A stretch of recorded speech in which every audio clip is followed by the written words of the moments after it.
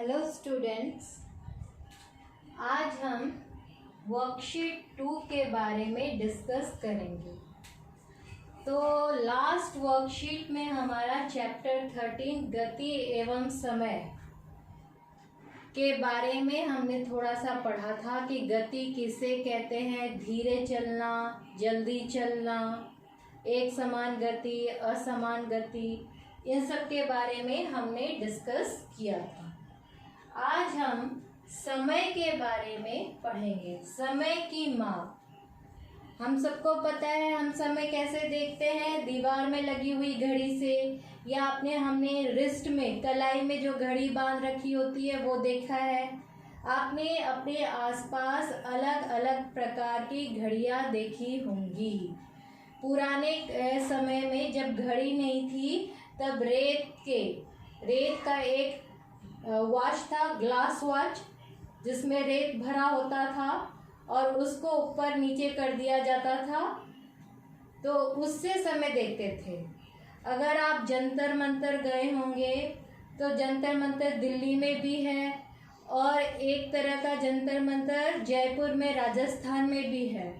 वहाँ पर विभिन्न यंत्र लगे हुए हैं समय मापने के लिए, जहाँ पर सूर्य की परछाई, सूर्य की किरणें कहाँ तक पड़ती हैं, उसके द्वारा समय का माप किया जाता था।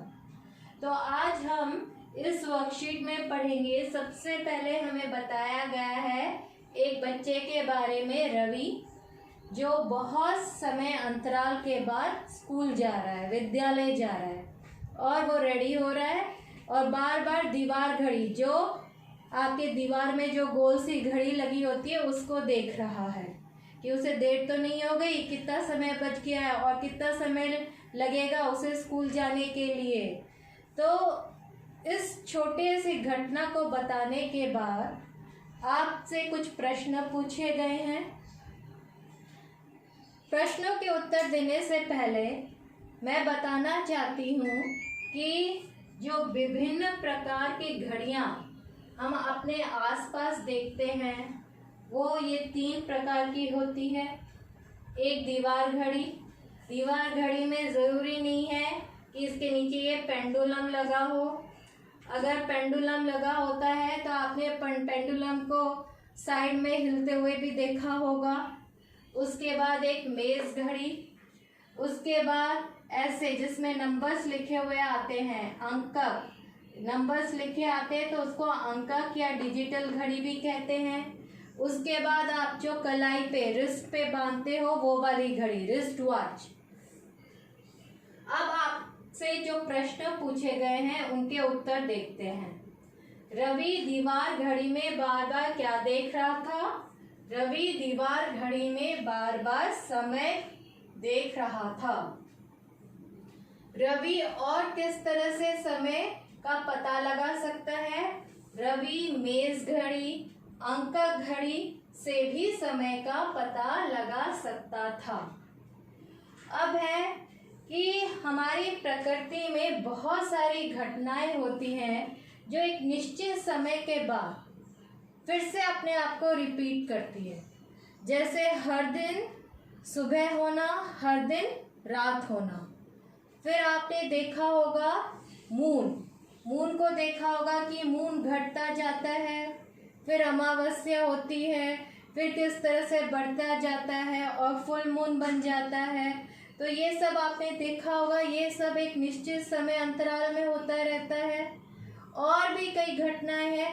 हर साल सबसे पहले हमारा विंटर होता है, फिर स्प्रिंग आता है, फिर समर आता है, फिर रेन, वर्षा ऋतु, उसके बाद ऑटम जिसमें दशहरा आता है, और उसके बाद फाइनली फिर से विंटर। तो ये पूरे साल भर का यही क्रम रहता है मौसम का। ये सब एक निश्चित समय अंतराल में अपने आप को रिपीट करते रहते हैं। समय का मात्रक। अब समय को हम कैसे देख सकते हैं? एक दिन, एक माह, एक साल। और एक दिन का है तो समय का मूल मात्रक जो है वो सेकंड है। सेकंड को हम किस प्रतीक से लिखते हैं, किस सिंबल से लिखते हैं? एस से। मिनट, बड़े मात्रक होते हैं मिनट। मिनट को हम लिखते हैं MIN, स्मॉल MIN लेटर से लिखना है मिनट। और घंटा, घंटा को स्मॉल h से लिखते हैं। अब देखो प्रश्न पूछा गया है कि एक सूर्योदय से अगले सूर्योदय के बीच का समय क्या होता है? एक दिन।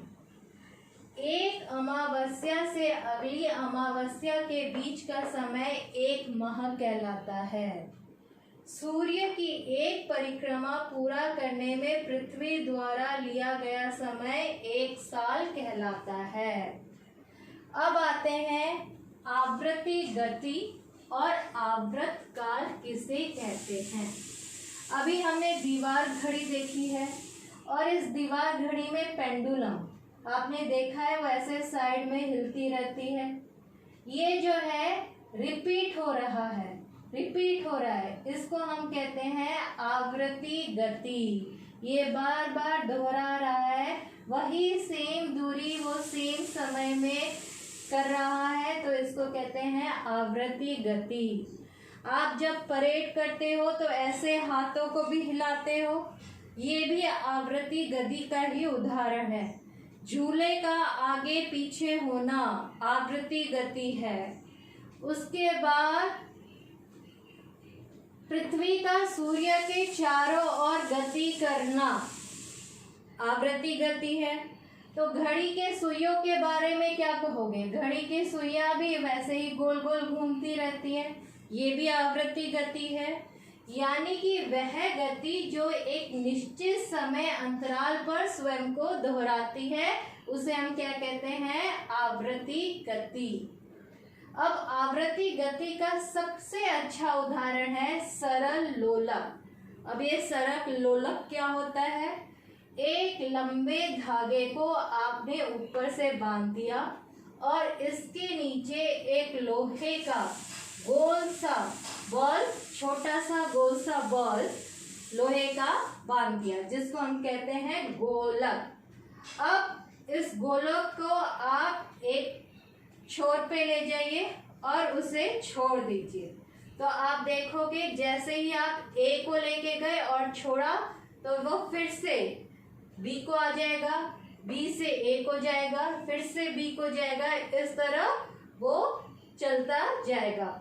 इसको हम कहते हैं सरल लोलक की आवृत्ति गति।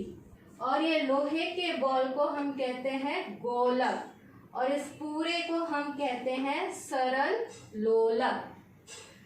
तो फिर आवृत्ति गति को दोलन गति भी कहते हैं। यानी कि ये जितने मैंने उदाहरण दिए हैं उनमें से बहुत सारे दोलन गति जो साइडवेज जो गति कर रहे हैं वो सारे दोलन गति के भी उदाहरण हैं। अब सरल लोलक की आवर्त काल क्या होगा? सरल लोलक का अगर हम आवर्त काल देखें तो उसका एक छोर ए है और दूसरा छोर गति करने का बी है। तो ए से बी और बी से वापस ए को आने में जितना वो समय लेगा वो उसका एक आवर्त काल कहलाएगा, वो उसका आवर्त काल कहलाएगा। ए से बी और बी से ए एक दोलन कहलाएगा, क्योंकि ए से वो बी गया, फिर से बी से ए को वापस आया, तो उसको एक दोलन कहेंगे। और उसके लिए लिया गया समय एक दोलन के लिए ए से बी और बी से ए के लिए लिया गया समय उसका आवर्त काल कहलाएगा। अब हम प्रश्नों के उत्तर देंगे। सूर्य के चारों ओर पृथ्वी की गति कौन सी गति है? आवृत्ति गति। आवर्त काल से आप क्या समझते हैं? आवृत्ति गति एक निश्चित समय अंतराल पर स्वयं को दोहराती है। इस निश्चित समय अंतराल को आवर्त काल कहते हैं। तीसरा है किसी भी कार्य को समय पर पूरा करने के 2 लाभ लिखे। ये आप खुद भी लिख सकते हैं, लेकिन मैंने लिखा है कि समय पर कार्य करने से एक संतुष्टि मिलती है, एक संतोष मिलता है, एक शांति मिलती है। चिंता नहीं होती कि हमारा कोई पेंडिंग वर्क भी पड़ा हुआ है। और दूसरा है, हम अपने अगले कार्य पर ध्यान लगा पाएंगे। जब चिंता नहीं होगी तो हम अपने अगले कार्य में पूरी मेहनत से, पूरे जी जान से लग जाएंगे। तो ये थी आज की वर्कशीट। अगले वर्कशीट अगले हफ्ते फिर से मिलते हैं। Thank you.